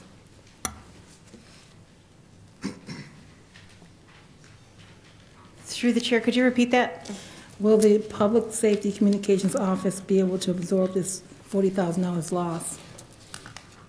Through the chair, it's in the budget, and then it will be transferred. Can you repeat that?